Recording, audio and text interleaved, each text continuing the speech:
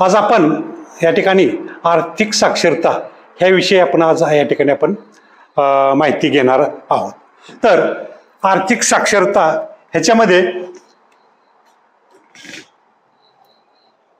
पहिलं आपण जर समजा जुनी लोक जर समजा म्हटलं तर जुनी लोक कशा पद्धतीने संपत्ती निर्माण करत होती जुन्या काळामध्ये?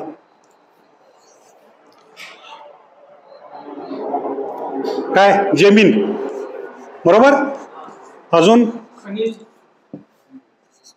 जुन्या काळातलं समजा सोनं. Okay, good. अजून ह्याच्यामध्ये जनावर वगैरे आहे की नाही?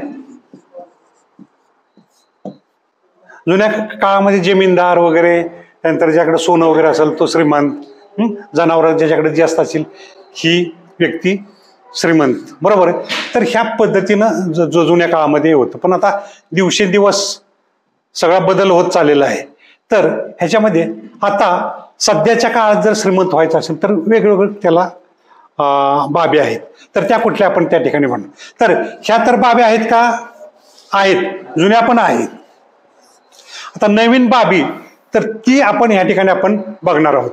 तर नवीन आता बाबी आहेत जर श्रीमंतीच्या, तर त्याच्यामध्ये काय काय आपल्याला करता येईल श्रीमंतीसाठी?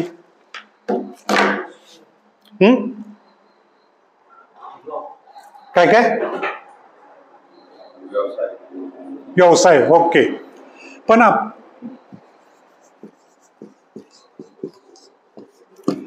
अजून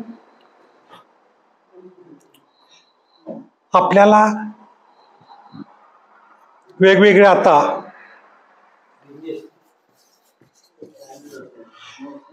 शेअर्स वेगवेगळ्या कंपनीज ते आपण हे करू शकतो.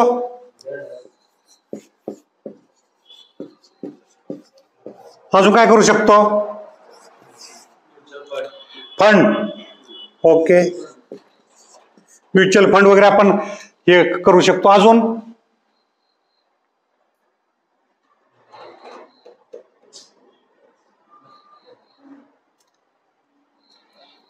बरोबर आहे. ज्या ठिकाणी आपला पैसा जो आहे तो वाढेल अशा ठिकाणी आपण त्या ठिकाणी म्हणजे थोडक्यात आपण पैशाला त्या ठिकाणी कामाला लावतो.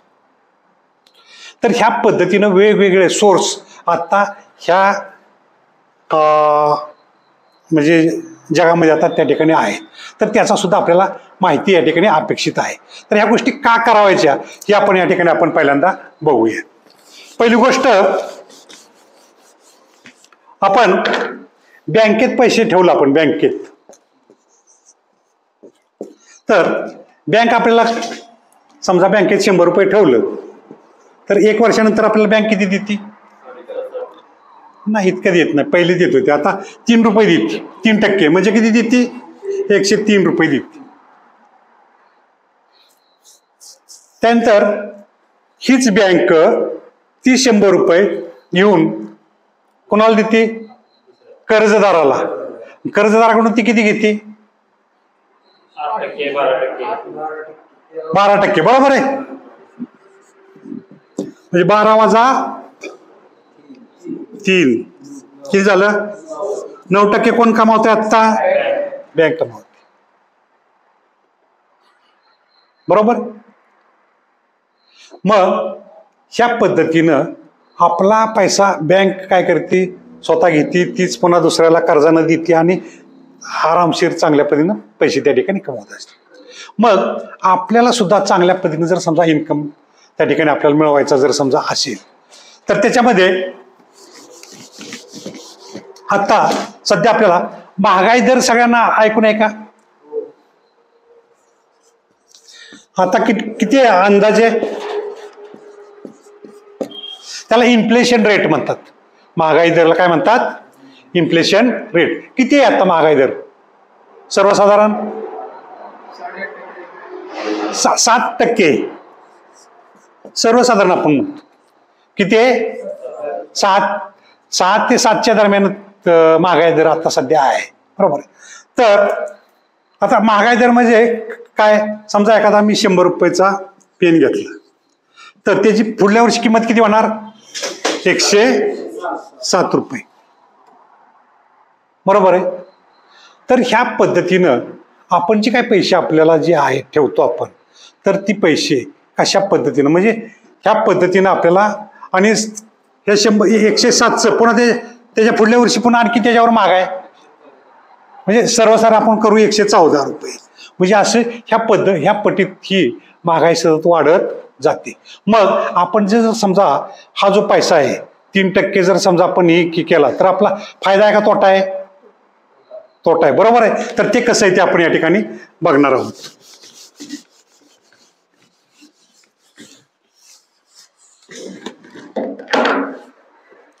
समजा आपण 100 रुपये ठेवलं तर आपल्याला किती, समजा 3% मिळालं तर किती मिळणार? 3%. 100 रुपये ठेवलं आपण, समजा आपल्याला इथं 105 रुपये मिळालं. किती? 5%. ह्याच्यात फायदा आहे का तोट्यात आहे? आपण अजून तोट्यात आहे, बरोबर आहे. बँकेत 100 ठेवलं, 106 रुपये बँकेत दिले, फायद्यात आहे का तोट्यात आहे? आपण तोट्यात आहे. बँकेत 100 ठेवलं, आपल्याला बँकेने 107 रुपये दिलं, फायद्यात आहे का तोट्यात आहे? फायदा पण नाही आणि तोटा पण नाही. क्लिअर? पण बँकेत 100 रुपये ठेवलं आणि बँकेला आपल्याला 108 रुपये दिले, किती किती टक्के फायद्यात आहे आपण आता?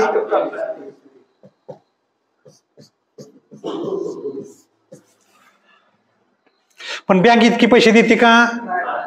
मग ह्याच्यासाठी आपल्याला वेगवेगळे सोर्स की ज्या ठिकाणी आपल्याला चांगल्या पद्धतीनं जे काय आपला पैसा आहे त्या पैशाला आपल्याला त्या ठिकाणी कामाला लावणं गरजेचं आहे. आता हे सोर्स कुठलं आहेत तर ते आपण या ठिकाणी आपण बघणार आहोत. ही सगळ्यांना क्लिअर झालं का? आता गणित क्लिअर झालं सगळ्यांना? मग काय अडचण आहे का? ओके. त्याच्यामध्ये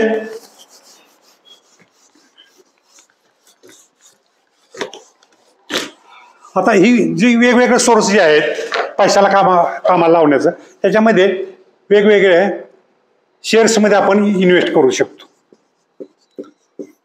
पण आता शेअर्समध्ये इन्व्हेस्ट करायचं तर आपल्याला नॉलेज पाहिजे, बरोबर आहे. पण त्याच्यासाठी आपल्याला काय करावं लागेल, जो ह्याच्यामध्ये म्हणजे समजा आजारी पडलं तर कोणाकडे जातो? डॉक्टरांकडे जातो, बरोबर आहे. समजा एखादं कुठलं म्हणजे अडचण निर्माण झाली, शेताची हेजी वगैरे असेल काय आहे तर आपण कोणाकडे जातो? वकिलाकडं, बरोबर आहे. कुठलं व्यवहारामध्ये काय झालं तर कोणाकडे जातो? वकील. तसं आपल्याला पैशासाठी आर्थिक डॉक्टर शोधण्याचं गरजेचं आहे. पैशासाठी आर्थिक डॉक्टर त्या ठिकाणी शोधणं गरजेचं आहे की जो तुम्हाला जी काय तुमचा इन्कम आहे तर त्या इन्कम कशा पद्धतीनं तुम्ही, नाहीतर मग आता सध्या तुमची परिस्थिती काय चालली ती तुम्हाला मी या ठिकाणी सांगतो. पैसा येतोय आणि पैसा निघून जातोय, अशीच परिस्थिती. म्हणजे पाऊस पडतोय आणि पाऊस वाहून आपल्याकडे काय शिल्लक राहत नाही. मग हा पाऊस जर पडत असेल तर हा कुठेतरी साठवला पाहिजे. वेगवेगळी अशी स्ट्रक्चर करून ती पाणी अडवलं पाहिजे. ती पाणी अडवल्यानंतर पाणी काय होणार आहे? पाणी अडवल्यानंतर पाणी मुरणार. मुरणार म्हणजे जमिनीमध्ये पाणी तयार होणार आणि पाणी तयार झाल्यानंतर विहीर वगैरे खाणली आपण जमिनीला देणार, पिकं त्या ठिकाणी होणार, बरोबर आहे. म्हणजे ह्याचा अर्थ असा होतोय पाऊस पडल्यानंतर तो पाऊस अडवणं गरजेचं आहे. तसा पैसा तुमच्याकडे आल्यानंतर तो योग्य ठिकाणी अडवणं गरजेचं आहे पैसा. आणि ही जर नाही तर मग तुमचा पैसा आला आणि पैसा गेला असं आयुष्यभर होत राहणार. मग त्या पैशाला आपल्याला चांगल्या ठिकाणी इन्व्हेस्टमेंट त्या ठिकाणी करणं गरजेचं आहे. पैशाला चांगल्या ठिकाणी इन्व्हेस्टमेंट करणं क्लिअर आहे सगळ्यांना? ह्याच्यावरून तुम्हाला पैशाच्या बाबतीत पण आपल्याला ती करणं गरजेचं आहे. मग समजा आता इन्कम समजा आला आपल्याकडं, तर पहिल्यांदा काय करा, आपल्याला इन्व्हेस्ट करणं गरजेचं आहे. काय करणं गरजेचं आहे? आणि त्याच्यानंतर मग खर्च. सर्वसाधारण एक 10 ते 30% आपण इन्व्हेस्ट करणं गरजेचं आहे आणि त्याच्यातून राहिलेली जी काय रक्कम आहे ते आपण खर्च करणं अपेक्षित आहे. पण आपण काय करतो, आल्यानंतर पैसा पहिल्यांदा खर्च करतो आणि जर राहिलं तर इन्व्हेस्ट. तर ही सूत्र या ठिकाणी आपण बदलणं गरजेचं आहे. तर ह्याच्यामध्ये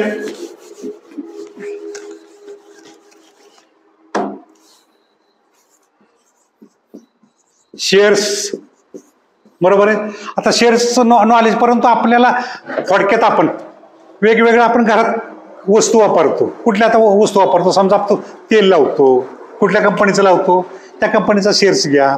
साबण लावतो, कुठल्या कंपनीचा लावतो त्या कंपनीचा लावतो, त्याचं शेअर्स घ्या. लक्षात येते का? टूथपेस्ट वापरता, कुठली वापरता त्या कंपनीचं शेअर्स. ही आपल्याला नॉलेज नसेल तर मग त्या लोकांचं, आपलं जे काही डॉक्टर आहेत त्याचं, तर त्याचा त्या ठिकाणी आपल्याला मार्गदर्शन देणं त्या ठिकाणी गरजेचं. दुसरी गोष्ट, ह्याच्यामध्ये आपण म्युच्युअल फंड,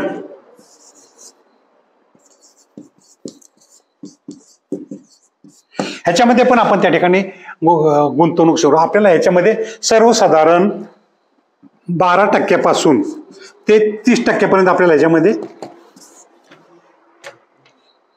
म्हणजे पैसे मिळू शकतात ह्याच्यामध्ये. पण त्याच्यासाठी पण आर्थिक सल्लागार तुम्हाला त्या ठिकाणी असणं गरजेचं आहे. कारण इथून पुढच्या काळामध्ये आर्थिक सल्लागार आपल्याला प्रत्येकाला त्या ठिकाणी हे करणं गरजेचं आहे. आपल्याला जर नॉलेज, पैसा कुठं गुंतवायचा ही जर नॉलेज नसेल तर ह्या पद्धतीनं आपल्याला इन्व्हेस्ट करणं त्या ठिकाणी गरजेचं आहे. ह्याच्यामध्ये वेगवेगळे आहेत, फिक्स डिपॉझिट वगैरे असे वेगवेगळ्या गोष्टी आहेत. पण ह्या दिशेनं आपल्याला जाणं त्या ठिकाणी गरजेचं आहे. म्हणजे आपण इथं काय केलं, पैशाला कामाला लावलं. पैसा आपल्यासाठी काम करा. आपण आयुष्य 100 वर्षापर्यंत आपण काम करणार आहे का? एक वेळ अशी येणार आपलं काम थांबणार. त्याच्यापूर्वीच आपल्याला ह्या पद्धतीनं पैशाविषयी आर्थिक साक्षर होणं गरजेचं आहे.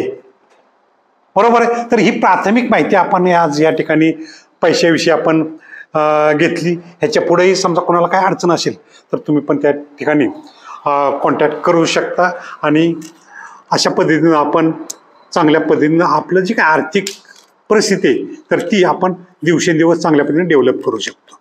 ओके, धन्यवाद, थँक्यू.